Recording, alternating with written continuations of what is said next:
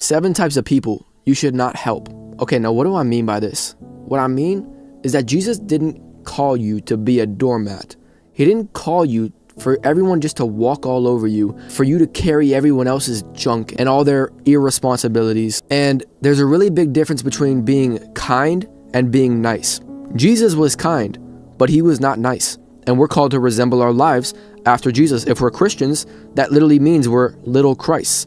And Jesus literally walked away from some people. He set boundaries, and he didn't chase after people if they walked away from him. In this video, we're going to talk all about this, but I'm going to give you 7 types of people that you should not help. I mean, do you guys have anybody in your life who is constantly asking you for help, but you know they're not going to actually do anything? People think Christians should just be nice to everybody, which we should be kind to everybody, but that doesn't mean we have to tell everybody yes. That doesn't mean we have to constantly be available for everyone 24/7. Jesus wasn't available for everyone 24/7. People nowadays think love means unlimited access, and that it means saying yes every single time someone asks you to do something or someone asks you for help. But look at Jesus.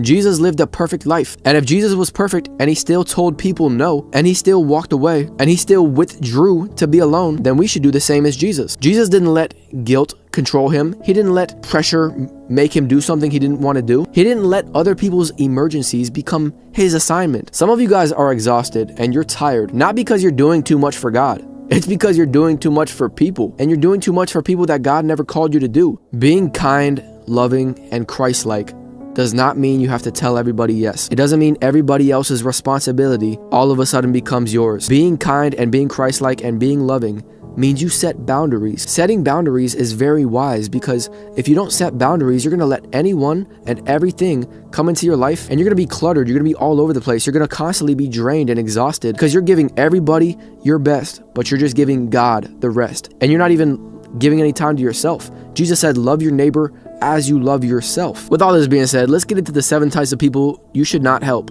All right. And as we go into this, I want you to do a self-check on each one of these as well, because one of these might be you. So the first person you should not help is the unrepentant person. This is somebody who loves their chains. Okay. They have no desire to change. They are just set in their ways of not changing. You guys know anybody like this? Now, don't mistake this with someone who struggles with sin. This is someone who is settling in their sin, and they have no intention, they have no plan to get out of it.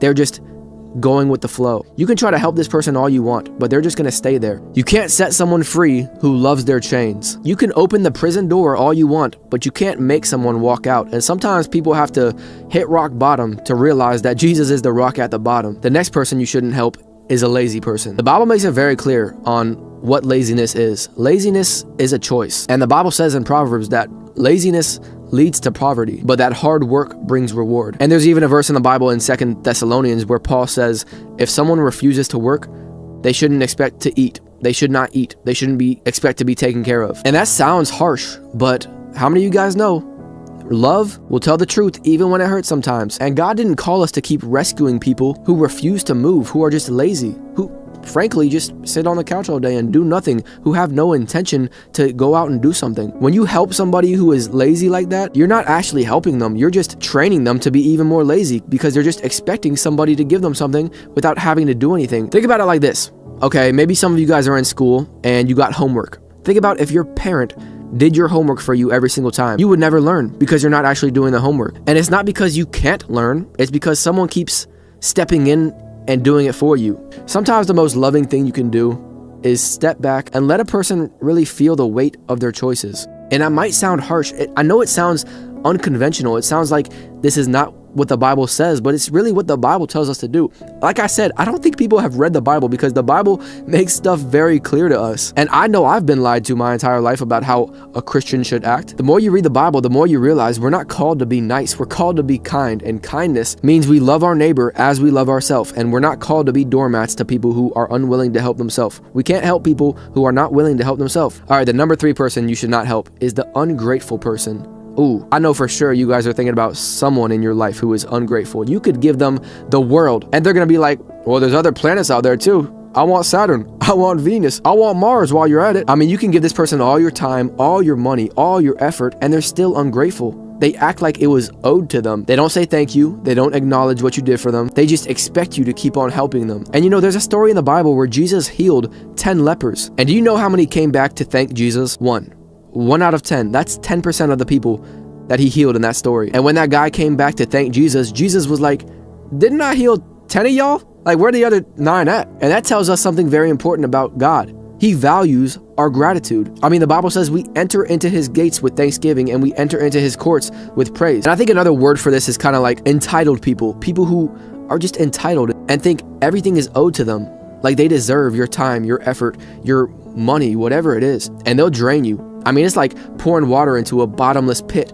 You can keep pouring over and over and over, but it's just never enough for these people. That's why I said some of y'all are drained, because you keep pouring out, but these people will never value what you're giving them. You know, sometimes the most loving thing you can do is step back from these people and let them realize how much you actually did for them. All right, the number 4 person you should not help is the prideful person. The person who thinks they're always right.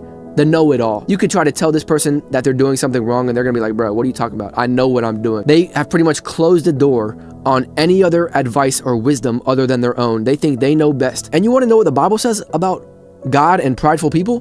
God said he resists the proud, but he gives grace to the humble. Think about that, man. If God himself is resisting the proud, then why are you still trying to help them? I mean, we should love them, but sometimes love means you gotta separate yourself from them.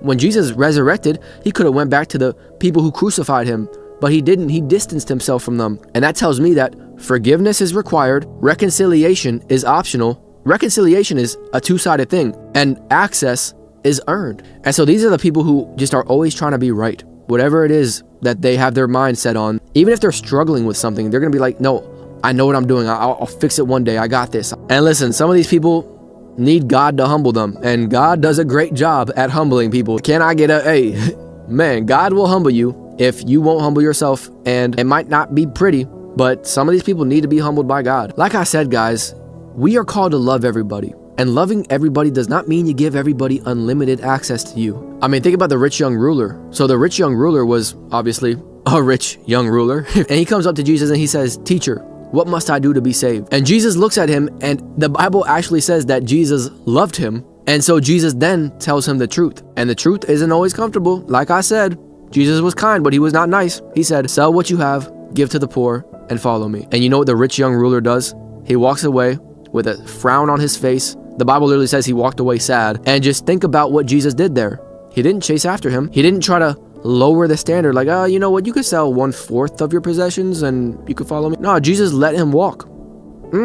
Some of y'all need to let some people walk. All right, and next, the 5th person you shouldn't help is the fool. Now, the Bible talks a lot about fools, and sometimes I feel like a fool, okay? When I read Proverbs, I'm like, I'm the fool this verse is talking about right here. So, but when I talk about not helping someone who is a fool, I mean somebody who you can give them all the advice in the world. They can hear all your wisdom. They can hear what they need to do, but they still ignore it. And they still repeat the same mistake over and over and over. This is kind of like the first one, which is being unrepentant. These two kind of go hand in hand. We all know the verse in Proverbs where it says, a fool returns to their sin like a dog returns to their vomit. And let's be real. I mean, we're all kind of fools. We all make mistakes. We all have gone back to that sin that we struggled with in the past before. But if you're trying to help somebody who is just set in their ways of going back to it over and over and over again, we need to stop wasting so much of our energy on people who are unwilling to change. It's like I said before, you can't set someone free who loves their chains. Sometimes the most loving thing you can do is to stop trying to save someone from the very thing that will actually wake them up. The 6th person you should not help is the manipulative person. This is someone who will tell you things like, if you really cared about me, if you were really a good Christian, they try to rush you, they try to guilt you, they make you feel bad if you don't help them. The Bible talks about in Proverbs, people who use smooth words to try and convince you to do something, to try and control others. People can make it sound really good. They can make it sound like you should really do it, but you know deep in your heart, you know God has given you a conviction not to help that person. And so when somebody is trying to force you to do something that you don't want to do, that's not God. Manipulative,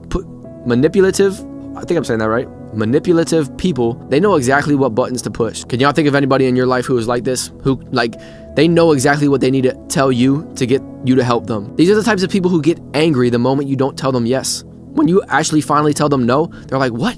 And that just shows you that they don't really care about you. They just want you for what they can get from you. If somebody only likes you when you're useful to them, that's not a relationship. That's a transaction. And we're allowed to set boundaries, y'all. We're allowed to tell people no. No is a complete sentence. And I love that. And the 7th person you shouldn't help is the liar. The person who is dishonest, and, you know, maybe it's somebody who is clearly drinking, but they try to tell you, no, I wasn't drinking. I don't have a problem. They're the people who try to cover up and hide what their problem really is. I mean, the Bible says in Proverbs that God detests lying lips. God does not like lying. Honesty is very important to God, and it should be very important to us. People who lie a lot make themselves look like the victim every time. These are the people who never take responsibility, the people who are always trying to blame somebody else. And it's so hard to help these people because you try to ask them questions, but they're just gonna lie to you. So, I mean, you're just wasting your time with these people, man. And so all this to say, man, these are the types of people you shouldn't go out of your way and waste all your energy, drain your peace, drain your time, drain your resources just to help, because it's clearly not working, okay? But before I go, I want to leave it off with the people you should help. You should help people who are teachable, who are willing to receive your wisdom or receive help from you, and the people who are grateful for it, the people who actually take accountability, who are repentant. Like, they're like, yeah, I know I'm messed up, I need some help. And I believe God will give you wisdom and clarity on who you need to help and go out of your way for, because there are absolutely people we should go out of our way for and pour into their life. We're not called to just stay by ourselves and not help anybody. No, Jesus helped people. It's all about wisdom at the end of the day. That's why the Bible says, get wisdom. And so all this to say, this is not about thinking you're any better than anyone. This is not about being cold-hearted. This is about loving people. This isn't just about avoiding people. This is making sure your help actually helps, because let's be real, there's some people out there, like we mentioned in this video, who you can give all your time, all your energy, all your effort, all your resources to, but they're not gonna change. And if you're giving that person all your energy, all your time, all your resources, it's just gonna leave you empty, and you're not gonna be able to help the people who are actually willing to be helped. Setting boundaries is not un-Christ-like. It's very Christ-like. So yeah, be wise with how you spend your time and who you help. That's all I got for you guys. I love y'all, man. Can I get a amen?